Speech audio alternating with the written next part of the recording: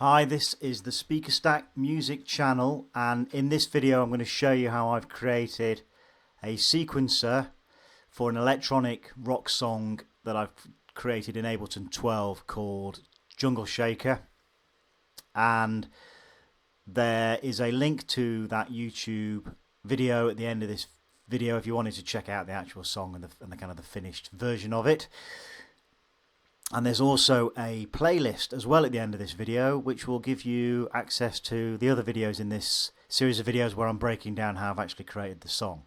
I've done a few so far, and I will hopefully have time to finish off looking at all the instruments in this song and completing the playlist. But we're working slowly through it. So this is the sequencer that we've got on track 14. It's called Sequencer 2 because, lo and behold, there are two sequencers in this song. The other sequencer was created using Serum wavetable instrument, and it was using an existing preset. So I'm not going to focus too much on that because obviously if you've got Serum you can go in and you can pick your preset and there's not much you need to do to it. But all I would say is that I have selected some kind of slightly different notes for the other sequence, which I think kind of gel quite well, because they give it a bit of a discordant feel. So they're kind of hopping around the scale and the kind of the root notes that we've got on the in sequencer 2 on instrument track 14. They're kind of hopping around those notes, giving it a bit of a discordant feel. So I'm just going to stop rambling for a second. I'm going to blast through the song for a couple of bars, give you a feel for it, and then I'm going to solo sequencer 2, and I will solo sequencer 1 as well, and you can just see how they kind of work around each other. And I think it works quite well to create two sequencers and actually have one that's discordant. As I said, I'm going to focus in this video on sequencer 2, but I'm just going to give you a blast of both of them so you can hear how it's been working.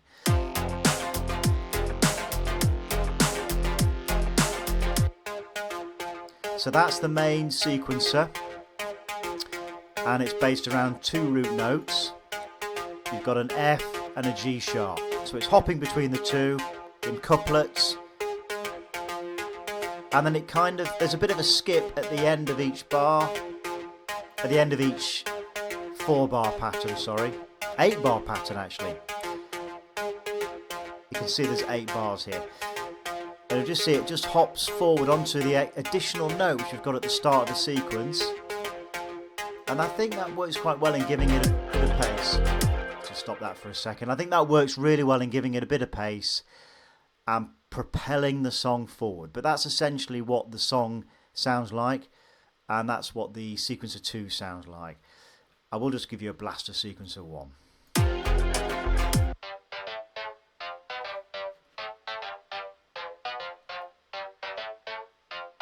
So you can see it's consolidating on the root note, which is an F, but the other note on the other sequence is a G sharp. We're not touching that with this sequencer. We're hopping around the kind of the sharps and flats on it to create a kind of discordant sound. But as I said, I'm not going to focus too much on this sequencer sound because we're looking at how we've created something rather than how we've actually just borrowed a preset. Cool. Okay, so sequencer 2. And I wanted to go for an electronic rock feel, and I think that's why we've dropped sequences in here. And there are guitars in harmony, working in harmony with that, and I'll cover that in the next video. But what I've done is I've actually used an analog instrument, which you can find in Ableton Suite version. If you go to the instrument sections and then click on analog, and just ignore all the presets that you've got down here, and just drop the analog instrument in, and then you get something like this. And then you've got all these different dials and parameters you can play around with. It looks a little bit intimidating, but if you break it down, it's actually quite user friendly. And then I've also dropped some effects in. We've got an EQ8, we've got a delay, we've got some chorus, we've actually got a distorted effect on it, and then some reverb. So I'll go through those in a second. But the analog instrument is a blank canvas, a template that you can use to create a synthesizer or a sequencer or a bass synth. In fact, in one of the previous videos I showed you how I used the analog instrument to create a bass synth. but in this instance I've used it to create a sequencer. And you've got various sections to the analog instrument. You've got an oscillator section here, then you've got a filter section here, and I use the filter section really to adjust the frequency and resonance parameters. Then you've got an amp section, which you might want to use if you're panning it or wanting to increase the decibels. And then you finally you've got you've got an LFO section, which I'm not touching here. You can see that this is disarmed.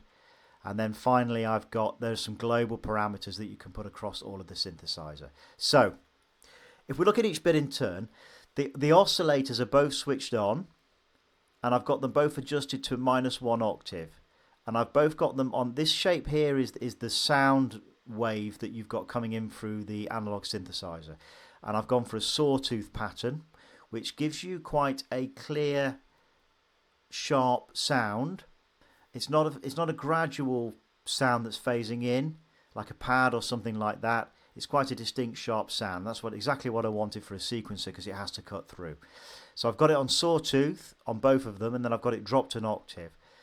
Nothing on the detuning or on the semitone section. And then as I said, on the filter bit, I've only really worked with oscillator 1, and I've got the frequency set at 223 and the resonance set at 38. So again, those are quite low, and that's because I didn't want it to phase too much. I wanted quite a rooted kind of natural earthy sound to the sequencer, and you can hear that it's quite clear, crisp sound that's driving through. The amp I haven't touched. I think when you drop it in, it is actually set at -18 decibels. I've just left it there. I think I have adjusted the volume to no decibels here, like literally on 0.0 decibels. We've got some vibration or vibrato here at 5%. We've got some unison detuned, which is almost like a polyphonic sound, detuned at 11, and then some glide at 50%, which basically morphs between the notes. But the analog instrument is fantastic. You can really play around. So, for example, if we just solo this, I'll give you a blast of it, and then for example, if you play around with the octave bits or the frequency or the resonance, you can hear it really changes the sound, and you can adapt this to kind of get the sound that you want. But as I said, I was going for quite a natural, rooted kind of clear tone in this sequencer. But let's just play around with the octave on the other oscillator, for example. So you can get some really cool sounds if you mess around with it. I really like that one, actually, dropping it down another octave on oscillator 2. So something like that. And then obviously you can move on to the frequency and the resonance, and if you're messing around with the frequency, this is the kind of sounds you might want to get out of it.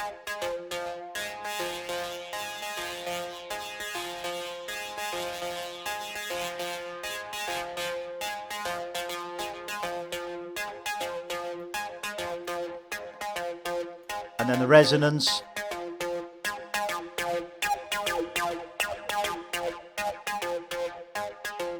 I think it was about 38, wasn't it? So these are great parameters if you really want to apply some kind of filter effects to the sequencer. And you can do that by clicking on this icon up here, and then you're opening up an automation screen. Where are we? Sequencer 2, track 14. And you've already got it set to analog, but you can click on this here and you can pick those parameters. So you need to go down and find F1 resonance. You can see it's already selected that, or F1 frequency. And then you could kind of either click on record up here and go in to the instrument and move that around in real time, getting a feel for the sound you want as you're moving through it. Or you could actually click on these, create little dots, and then move those parameters up and around, so you can actually draw in.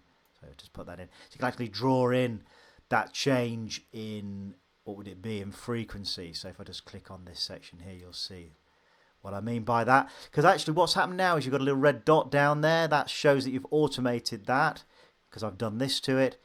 And it's going to move between 223 on the frequency and 3,500. So it's going to move quite severely and we're just going to give it a blast and see how it sounds, but it'll give you an idea how you can draw in the automation.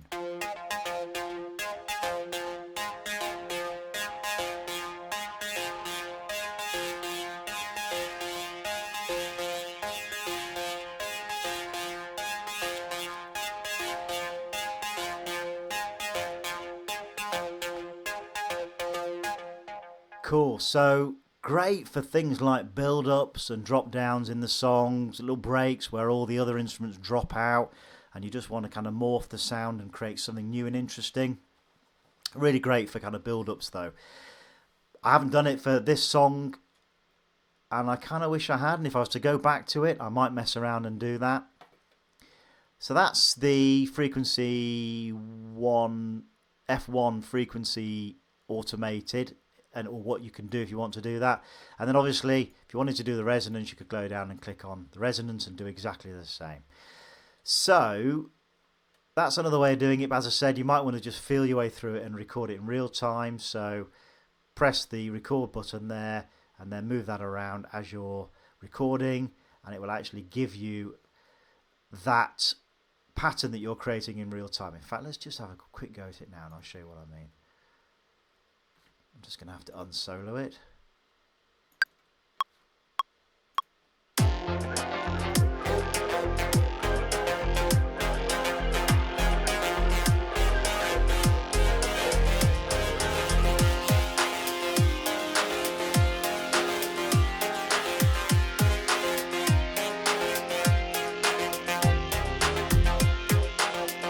Cool, so you can actually see that it's dropped that pattern in.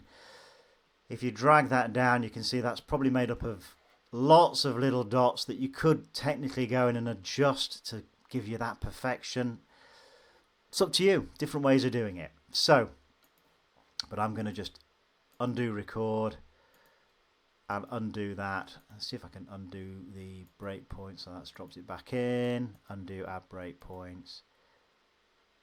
Undo, delete breakpoints. Let's just see if we can take that all the way back. There we go. So taking all the automation off it, and as you can see, that red dot has now gone. So other parameters you could play around with, you could pan it using this pan section here.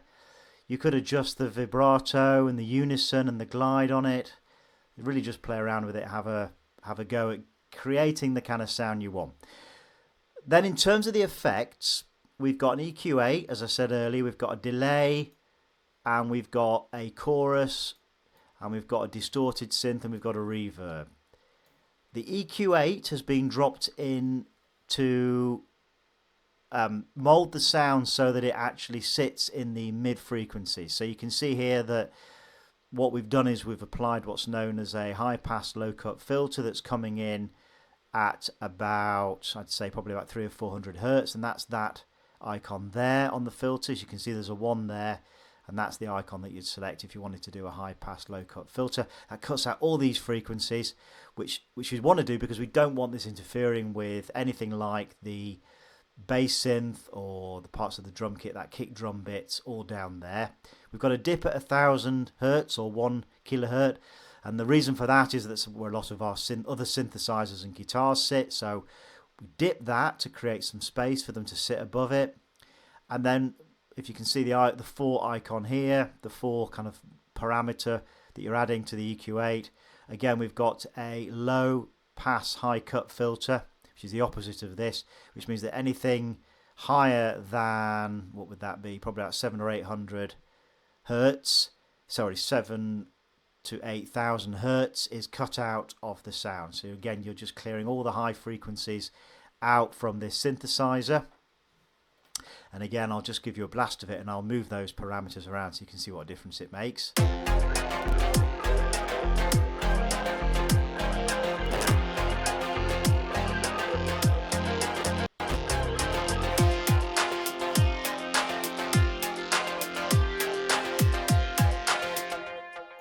It's not so much in the high frequencies, and I guess that's probably because we've dropped the sound an octave, but certainly has an impact if you roll it down to around 100 hertz, which is where the kind of the kick drum and the bass are quite prominent. You could probably hear it feeding back, booming back a bit there. So we don't want that, which is why we've got it cut off there. So that's the EQ8. Then I have dropped in a delay, and I haven't really done much to this other than we've just rolled off some of the filter here. We've got the feedback set at 32% and the dry and wet set at 24%. So I wanted a little bit of delay on it, but I didn't want it to delay too much. The chorus, I believe we've dropped in, and we've just gone for the sound that you get if you just simply drop the chorus effect in. The distort can be found, all of these can be found in the audio effects section, by the way. Now the distort, if I can remember, is in the overdrive section. So you click on that and then drag the distort in. And I have messed around with the parameters here. I've got the drive set at 66% and the tone set at 50%. But you can see here you can play around with this filter and adjust the sound of the distortion that's coming through, and it's absolutely awesome, this. So I'm just going to play you that, and I'm just going to move this filter around and you get a feel for what you can do with this.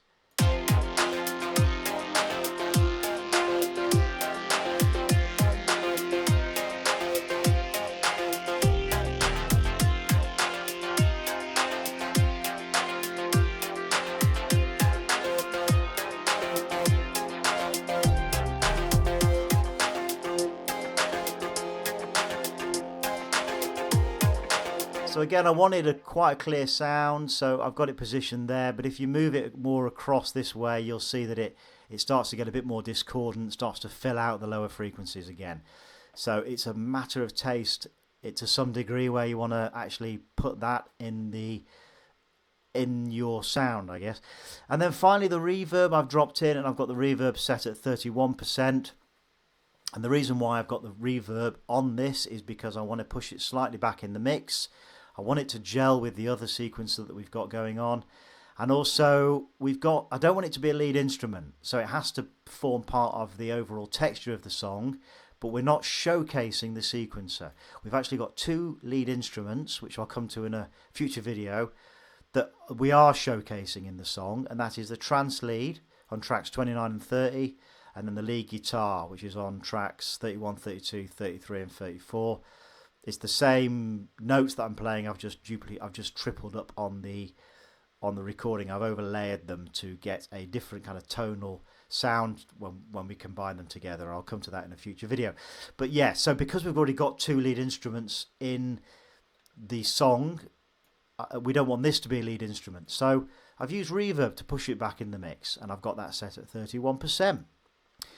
And that's it. So I have a cracking amount of fun with the analog synthesizer, playing around with it. This is what's worked for me in this song. You may drop it in and you may want to create something slightly different, but hopefully I've given you an idea of the different things you can use it for and how you would use it if you were wanting to create a sequencer sound in a song, and where you position it as well, bearing in mind that in this track we've got quite a big bass synth, we've got a big kind of kick drum and rock sound going on down here with that kick drum, and that there's lots of guitars as well in this and other sequencers and other lead synthesizers. So we really needed to create some space for other things to sit on top of it as well, which is what we've done here. So that concludes the video. In the next video we'll look at the guitars. If this has been helpful and you found it enjoyable, it would be awesome if you gave it a thumbs up and help us to get this out to more people, and it would be awesome if you subscribe to the channel, and hopefully see you in the next video.